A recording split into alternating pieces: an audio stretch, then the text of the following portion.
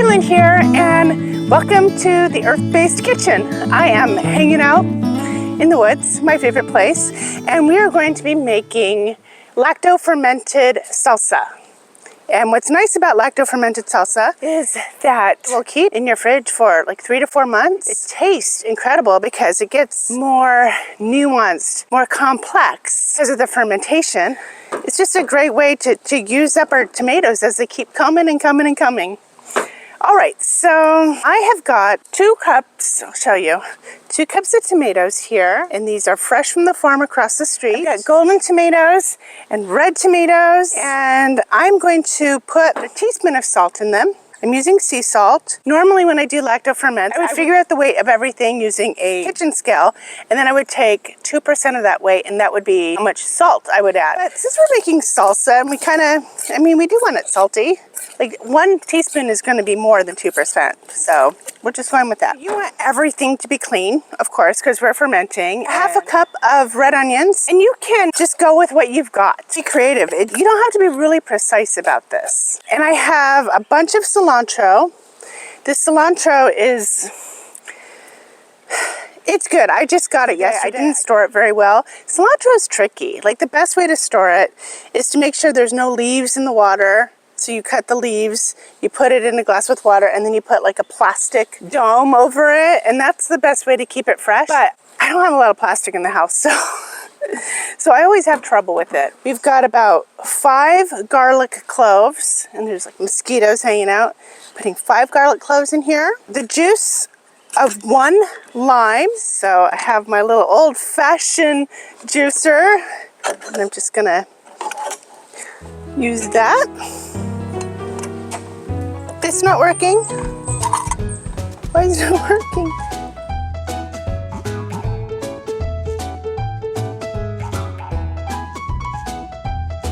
Okay, the juice of 1 lime, I'm just gonna squeeze it in here.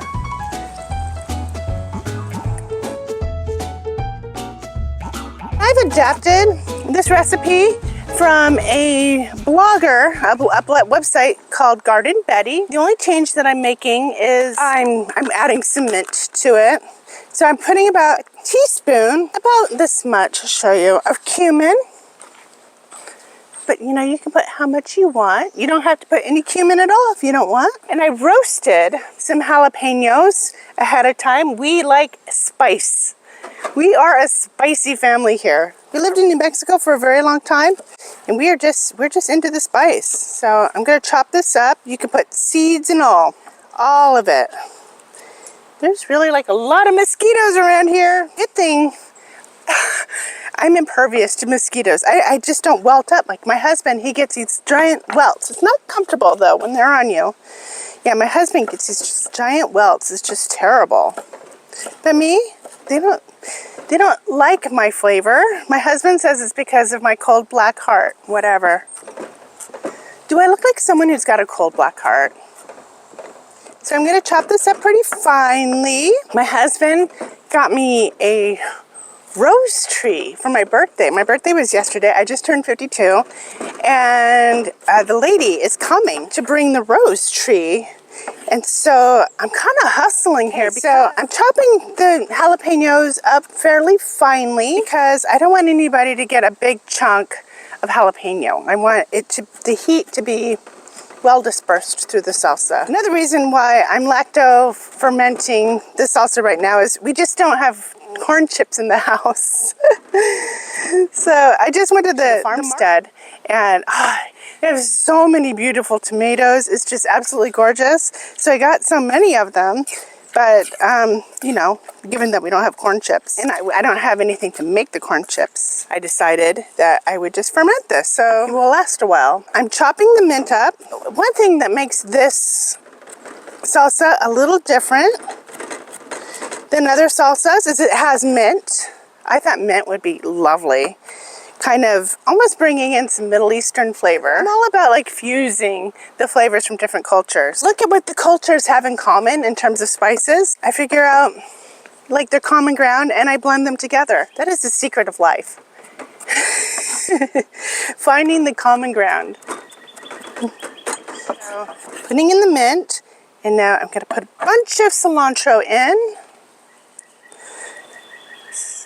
I'm gonna save some because I'm making a very herbaceous white bean stew. You can put everything in the salsa. You don't have to take out the core. You can put the seeds in, all of it. That was a jalapeño. So one thing that is really different about this salsa is ordinarily when you make a lacto ferment, you try to keep everything submerged under the brine. You put maybe some plastic and a weight over it because you don't want anything popping up above the brine. That brine keeps it protected. But in this case, we're going to be using olive oil to do that, which is an idea that I love because there are nutrients in tomatoes like lycopene that are only activated when there's a fat present. So I like to taste it. I'm not going to double dip. Perfect saltiness. Mmm. It's really good right now. Right now. Oh my God. I wish we had chips. Look at that. Oh, look at the mosquito. Okay, now I'm just gonna put them in my mason jar. Don't have a funnel, so I'm just gonna use my hands. My hands are clean. And it will take about 3 to 4 days to ferment, up to a week. It just depends on how tangy you like it. After about a week, it should be done. You just seal it and then you put it in your fridge for up to 3 to 4 months. I've got some olive oil right here. Okay, top it with about, like a lot. Do you see that? So I'm putting it in a bowl. I'm loosely putting this lid on it. It is going to start bubbling. And it could bubble over, which is why we have it in this bowl. It will bubble over. I did not leave a lot of headroom, so it's definitely going to be bubbling over. Put it in your pantry somewhere where the sun doesn't hit. 3 to 4 days to a week, and then seal it tightly and put it in the fridge to slow down the fermentation. And it will keep about 3 to 4 months. I can't wait to try it. Well, that was it for today. If you learned something or if you enjoyed this video, please don't forget to like and subscribe. It really encourages me and it helps you to figure out where my videos belong. It's just really helpful all around. And if you want to see more of my videos, don't forget to hit that bell button and you'll be notified whenever I upload a new video.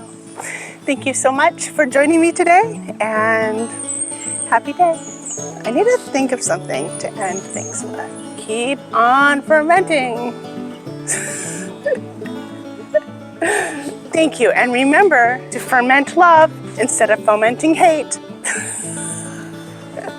I kind of like that. Ferment love instead of fomenting hate. Ferment. Ferment love.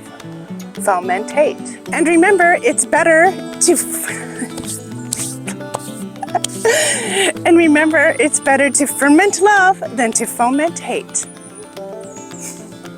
Is that too preachy? Hate if you will, it's your life.